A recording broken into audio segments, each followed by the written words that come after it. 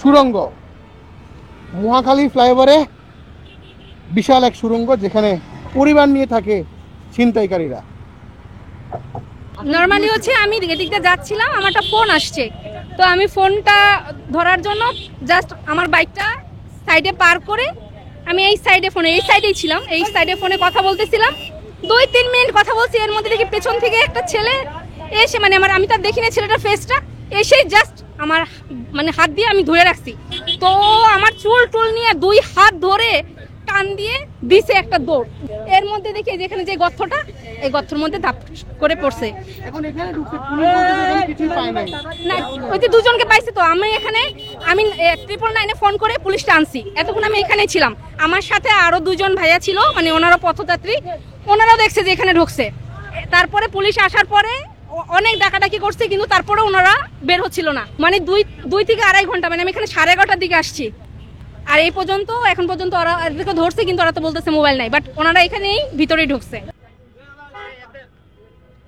দর্শক, আমরা দেখতে পাচ্ছি মহাখালী ফ্লাইওভারে একটি ছিনতাইয়ের ঘটনা ঘটে, যেখানে এই 2 জন আসলে একজন মহিলার ফোন ছিনতাই করে এই জায়গায় একটি সুড়ঙ্গ আছে, এই সুড়ঙ্গের মধ্যেই তারা ঢুকে যায়। এখানে যে সুড়ঙ্গটি আছে, এই সুড়ঙ্গের ভিতরে তারা ফোন ছিনতাই করে ঢুকে যায়। আমরা কথা বলার চেষ্টা করব, এখানে অনেকজন আছেন। বিস্ময়কর এই উন্নয়নে গর্বিত জাতি, গর্বিত নতুন ধরা পরিবার, আবাসনে আস্থার আদর্শ, নতুন ধরা, নতুন প্রজন্মের নতুন পৃথিবী।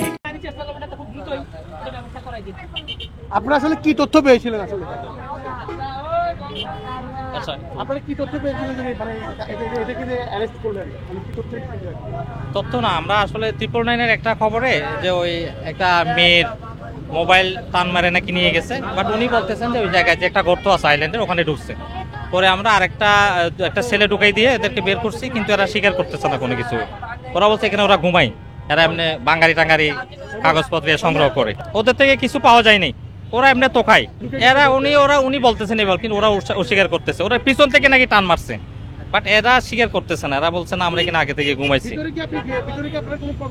আমরা করি নাই, আমরা ওই লোক ঢুকাইছি, আমরা তো ঢুকার পরিবেশ নেই, অবস্থা নেই।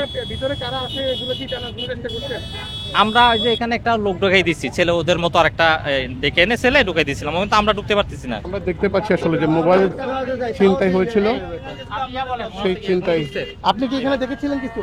হ্যাঁ, ওদের পুরো বাড়ি বানানো ভেতরে ওদের মনে করেন যে অন্তত 8-10 জন লোক থাকার মতন 2টা চেম্বার আছে ভেতরে, ওদের থাকার জায়গা, খাওয়ার জায়গা, ওদের লেপ তোষক, পুরো বাড়ি বানানো ভেতরে।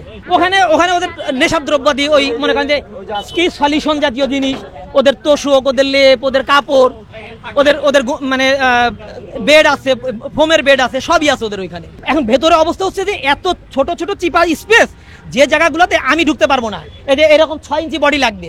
ওর ভেতরে কিছু জায়গা, মানে এই যেটাকে বলে এক্সপানশন জয়েন্ট, যেগুলো এক্সপানশন জয়েন্টের যে জায়গাগুলা, ওখানে স্প্রিংগুলার জায়গা কম, ওর ভেতরে অনেক জায়গা, ওখানে তো আমি আসলে ঢুকতে পারবো না ওর ভেতরে, কারণ ওর ভেতর থেকে এদিকে অনেক দূর আগানো যায়, কিন্তু ওই জায়গাগুলোতে জাস্ট স্পেস হচ্ছে এতটুকু, 6 থেকে 8 ইঞ্চি, কিন্তু 8 ইঞ্চির ভিতরে ও ঢুকে চলে যাবে সুন্দর মতন। 8 ইঞ্চি, ওর 8 ইঞ্চি জায়গার ভেতর দিয়ে ও গড়ায় চলে যেতে পারবে, কিন্তু আমি তো 12 ইঞ্চি, আমি তো যেতে পারবো না। এই জন্য আমি যতটুকু জায়গা ঘুরতে পেরেছি, দেখতে পেরেছি, ওদের পুরো বাড়ি ঘর, এটা বন্ধ করতে হবে, এটা হচ্ছে প্রথম কথা। আমরা দেখতে পাচ্ছি এই 2 জনকে আসলে উদ্ধার করেছে, এবং কি এই 2 জনকে তো ভিতর থেকে বের করা হয়েছে, এই 2 জনই কিন্তু সেখানে ছিল। আমরা দেখতে পাচ্ছি যে বিভিন্ন নেশাদ্রব্য ছিল সেখানে। আইন শৃঙ্খলা বাহিনী সাধারণ কিছু মানুষের সাহায্যে সেখান থেকে বিভিন্ন নেশা জাতীয় দ্রব্য বের করে আনেন।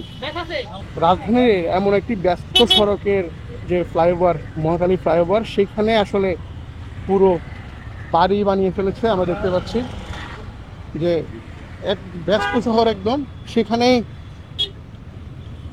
মহাখালী ফ্লাইওভার। আমরা দেখতে পাচ্ছি বিভিন্ন যন্ত্রপাতি এখানে নেশাজাতীয় দ্রব্যের, এবং যিনি এর ভিতর প্রবেশ করেছেন তিনি জানিয়েছেন যে এখানে আসলে একটি পরিবারের মতো পরিবার বানিয়ে ফেলেছে, বাসা একদম ভিতরে, বিভিন্ন চেম্বার আছে তাদের এখানে, ভিতর থেকে খাবারও আছে।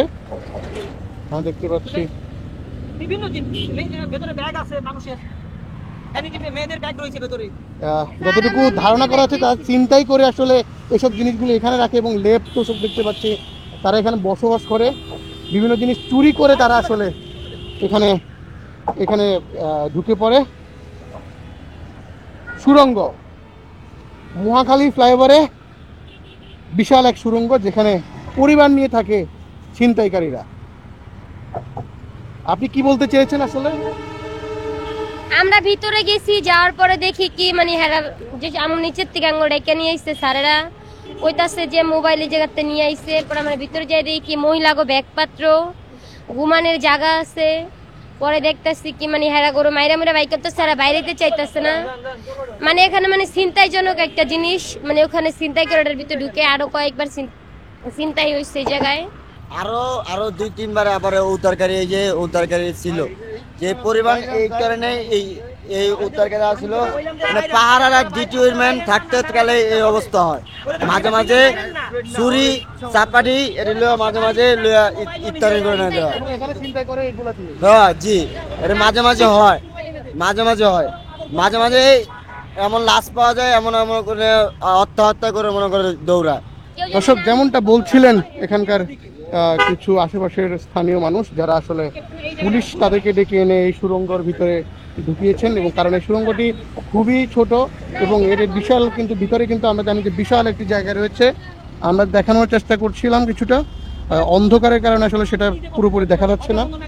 তারা এখানে ছিনতাই করে এখানে প্রবেশ করে, এবং রাতে যখন এখানে কোনো গাড়ি বা কোনো সাধারণ মানুষ যদি কোনোভাবে তাদের গাড়ির কোনো সমস্যা হয়, এখানে যদি দাঁড়ায়, তারা তৎক্ষণাৎ এখানে এসে ছিনতাই করেন এবং ছিনতাই করে বিভিন্নভাবে আহত করে তারা এখানে ঢুকে পড়েন। এবং এখানে ঢোকার পর আসলে সেভাবে কিছুই পাওয়া যায় না, তারা এমনভাবে সেখানের ভিতরে রেখেছে আসলে।